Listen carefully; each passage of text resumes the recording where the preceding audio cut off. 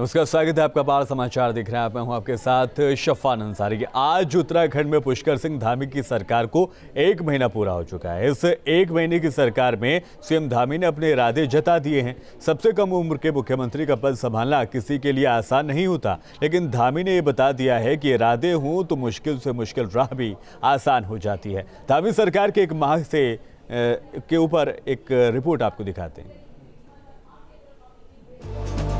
मैं पुष्कर सिंह धामी ईश्वर की शपथ लेता हूं कि मैं विधि द्वारा स्थापित भारत के संविधान के प्रति सच्ची श्रद्धा और निष्ठा रखूंगा। 4 जुलाई 2021 को जब प्रदेश के मुख्यमंत्री के तौर पर पुष्कर सिंह धामी ने पद और गोपनीयता की शपथ ली, तो धामी उत्तराखंड के 20 साल के इतिहास में सबसे कम उम्र के युवा मुख्यमंत्री बने। सवाल कई थे कि क्या युवा पुष्कर सिंह धामी इस पद को बेहतर तरीके से संभाल पाएंगे।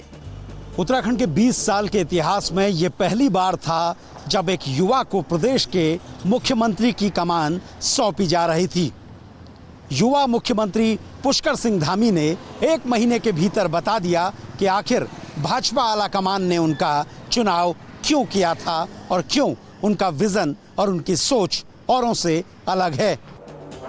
46 साल की उम्र में मुख्यमंत्री बने पुष्कर सिंह धामी के लिए मुख्यमंत्री का पद किसी चुनौती से कम नहीं था, लेकिन युवा मुख्यमंत्री पुष्कर सिंह धामी ने अपनी पहली ही कैबिनेट में ये साफ कर दिया कि वो नई सोच और मजबूत इरादों के साथ ही इस पद पर बैठे हैं। मुख्यमंत्री पुष्कर सिंह धामी की पहली कैबिनेट बैठक के फैसलों से ये साफ हो गया कि मुख्यमंत्री औरों से अलग हटकर सोचते हैं और उनका विजन भी औरों से अलग है। धामी अपनी पहली कैबिनेट बैठक में 6 संकल्पों के साथ आए थे। भ्रष्टाचार मुक्त, पारदर्शी और संवेदनशील शासन प्रशासन सरकार की प्राथमिकता होगी। युवाओं के लिए रोजगार सरकार की प्राथमिकता होगी। वैश्विक महामारी कोविड-19 पर प्रभावी नियंत्रण के लिए संकल्पित सरकार। विभिन्न जन कल्याणकारी योजनाओं को शिविर के माध्यम से आम जनमानस को लाभ देने के लिए सरकार संकल्पित। महिला सशक्तिकरण को लेकर भी सरकार संकल्पित। सरकार की प्राथमिकता में दलितों एवं पिछड़े कमजोर वर्ग का उत्थान और उन्नयन। युवा मुख्यमंत्री पुष्कर सिंह धामी से प्रदेश के युवाओं को बड़ी उम्मीद जगी और मुख्यमंत्री ने पहली कैबिनेट बैठक में ही उनके लिए कई बड़े फैसले लिए। अतिथि शिक्षकों का वेतन 15,000 से बढ़ाकर 25,000 किया। लोक सेवा आयोग की परिधि के अंदर और बाहर समूहों के पदों पर चयन में अभ्यर्थियों को दी हुई 1 वर्ष की छूट सीमा 30 जून 2022 तक लागू। श्रीनगर, देहरादून और हल्द्वानी मेडिकल कॉलेज में 501 पद सृजित। मेडिकल कॉलेज में MBBS इंटर्न्स के स्टाइपेंड को 7500 से बढ़ाकर 17,000 प्रति माह किया गया। बेटी बचाओ बेटी बढ़ाओ के नारे को मूल मंत्र मानने वाले मुख्यमंत्री पुष्कर सिंह धामी के 1 महीने के कार्यकाल में महिलाओं और नवजात कन्याओं के लिए सबसे बड़ी योजना मुख्यमंत्री महालक्ष्मी किट है।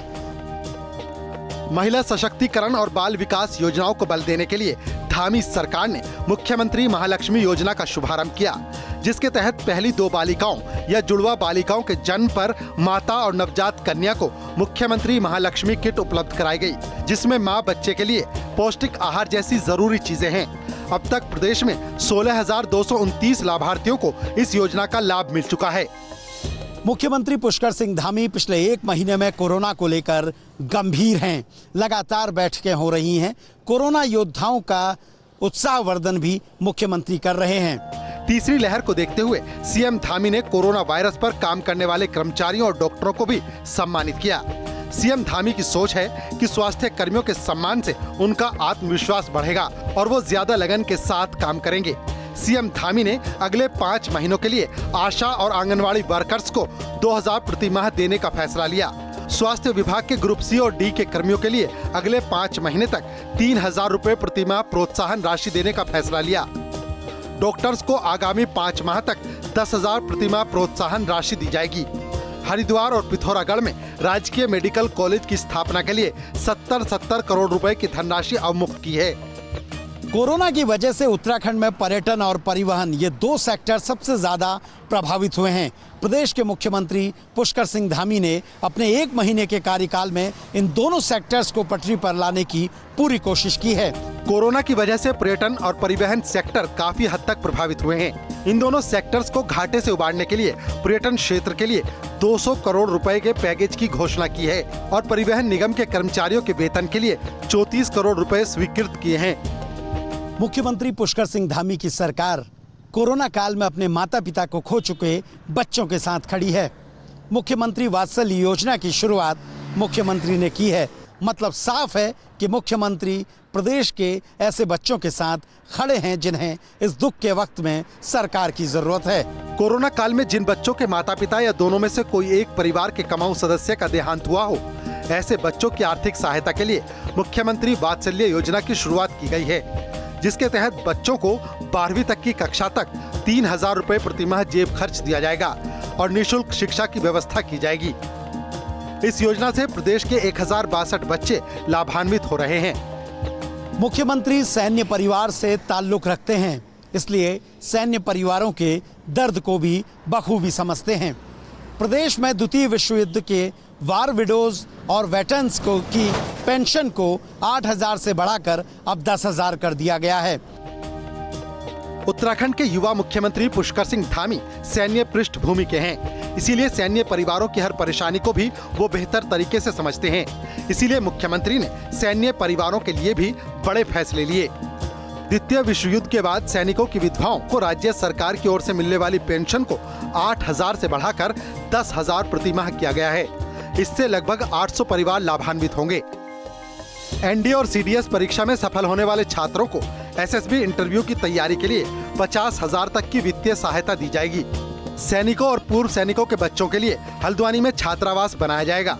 इसके साथ ही गढ़वाल कुमाऊं में वीर नारियों और वीरता पदक से अलंकृत सैनिकों के लिए सम्मान समारोह भी आयोजित किए जाएंगे। देवस्थानम बोर्ड को लेकर मुख्यमंत्री पुष्कर सिंह धामी सभी पक्षों से हर सकारात्मक बातचीत के लिए तैयार है। प्रदेश में भू कानून की मांग को देखते हुए सीएम धामी ने मुख्य सचिव की अध्यक्षता में एक हाई पावर कमेटी का गठन किया है, जो सभी पहलुओं पर चर्चा करेगी। सरकार प्रदेश की जनता की राय लेकर ही सभी पहलुओं पर फैसला लेगी। अपने 1 महीने के कार्यकाल में पुष्कर सिंह धामी सरकार ने जनता की हर मांग पर काम किया है और विचार कर रही है। भू कानून से लेकर देवस्थानम के मामले में भी सरकार सकारात्मक कार्य कर रही है। मुख्यमंत्री का कहना है कि भले ही कार्यकाल कम हो, लेकिन जनता की हर मांग पर उनकी सरकार काम करेगी। मुख्यमंत्री ने साफ कहा है, बातें कम काम ज्यादा में वो विश्वास रखते हैं। वीडियो जर्नलिस्ट सोनी कुमार के साथ सुरेंद्र डसीला, न्यूज स्टेट, उत्तराखंड। उत्तराखंड में कोविड कर्फ्यू 1 हफ्ते के लिए बढ़ा दिया गया है। प्रदेश में 10 अगस्त से सुबह 6 बजे तक कोविड की पाबंदियां लागू रहेंगी। इसके साथ ही दूसरे राज्यों से आने वाले लोगों को कोविड की नेगेटिव रिपोर्ट लेकर आनी होगी, जबकि कोरोना वैक्सीन की डबल डोज लगा चुके लोगों के लिए नेगेटिव रिपोर्ट दिखाना जरूरी नहीं होगा।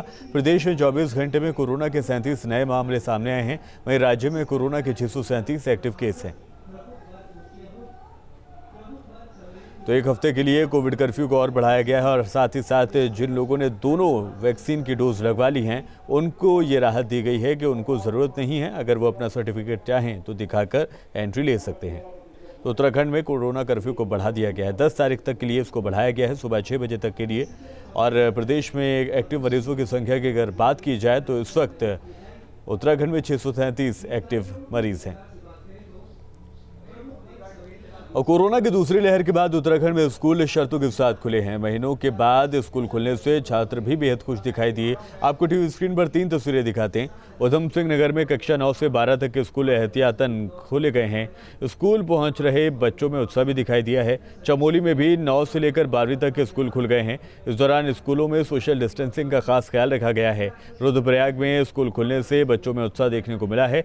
बता दें कि कोरोना की तीसरी लहर की आशंका के बीच उत्तराखंड सरकार ने स्कूल खोलने का फैसला लिया है।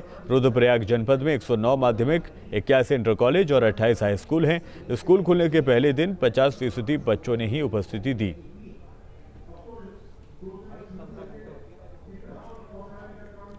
कोरोना महामारी के चलते लंबे वक्त से बंद स्कूल आज से खुल गए हैं। उत्तराखंड में आज से यानी कि कल से 9वीं से लेकर 12वीं तक की क्लासेस शुरू हो गई हैं। स्कूल प्रशासन बच्चों के परिजनों की सहमति समेत तमाम एसओपी का पालन करा रहे हैं। 16 अगस्त से 6 से 8वीं तक की कक्षाएं भी शुरू हो जाएंगी।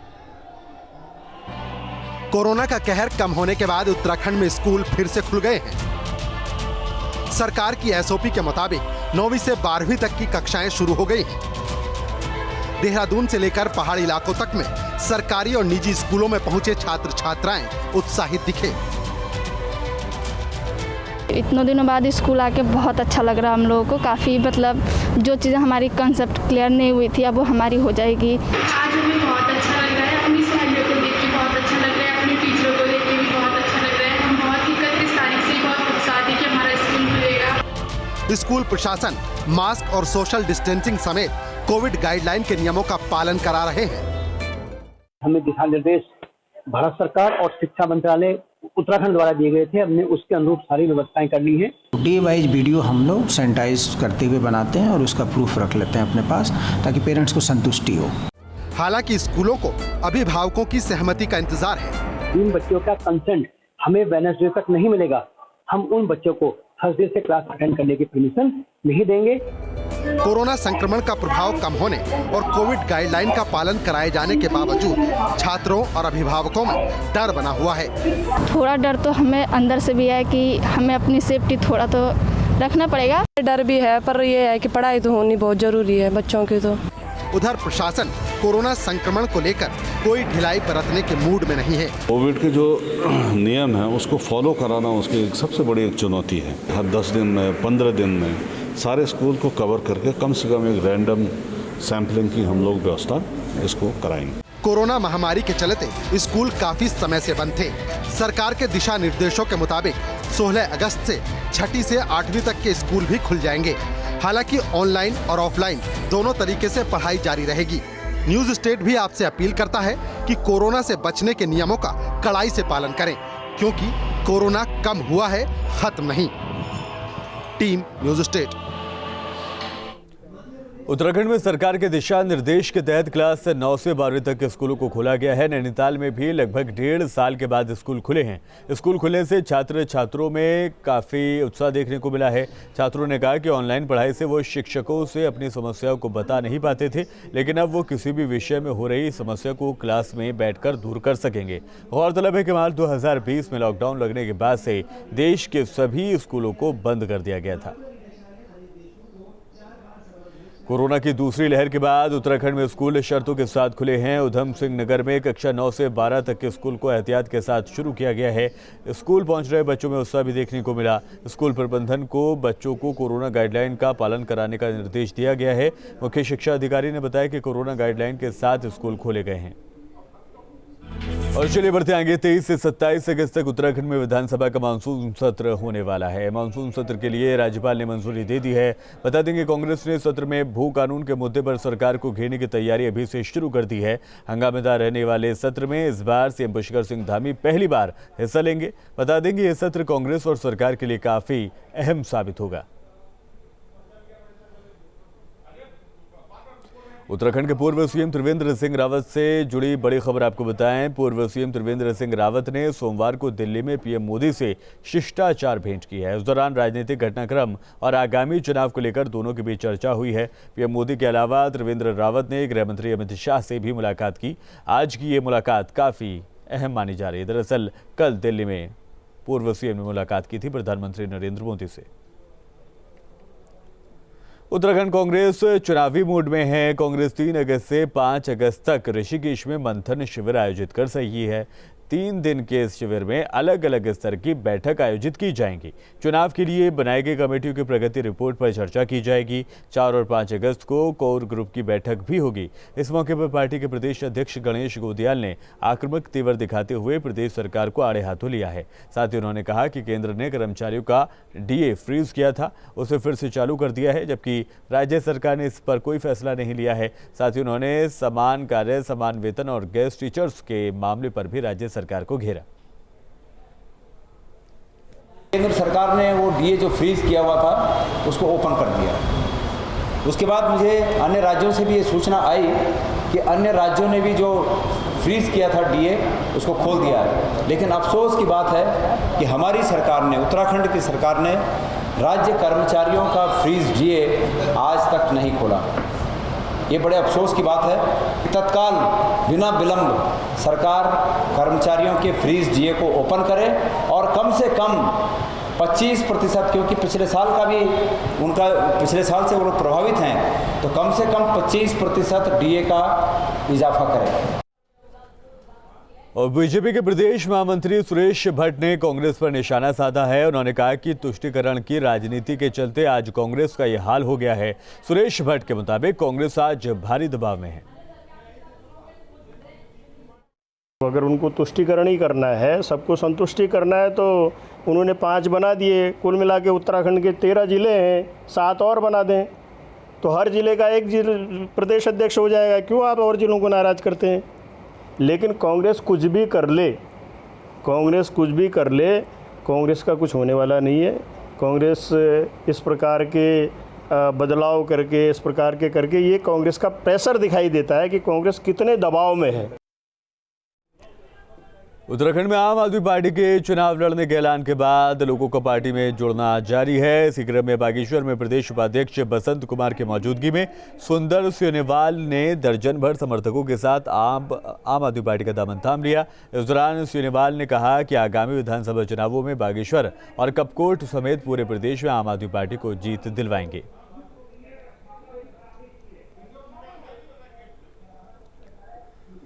उत्तराखंड में मुख्यमंत्री वात्सल्य योजना का शुभारंभ हो गया। देहरादून से मुख्यमंत्री पुष्कर सिंह धामी और महिला एवं बाल विकास मंत्री रेखा आर्य ने योजना की शुरुआत की। हल्द्वानी में भी योजना से जुड़े बच्चों को योजना का लाभ दिया गया। टीएम नैनीताल और भीमताल के विधायक राम सिंह खेड़ा ने 14 बच्चों को 3,000 रुपये का चेक दिया। जिले में 146 बच्चों को इस योजना से जोड़ा जा चुका है। अब तक वात्सल्य योजना के तहत बच्चों की शिक्षा के लिए भी काम किया जाएगा। आज लगभग 146 बच्चों के अकाउंट में 3-3 हज़ार की धनराशि ट्रांसफ़र हुई है और 76 बच्चे ऐसे हैं जिनका सत्यापन हो चुका है, तो उनका 2-4 दिनों में उसका भी उनके अकाउंट में भी धनराशि हस्तांतरित हो जाएगी।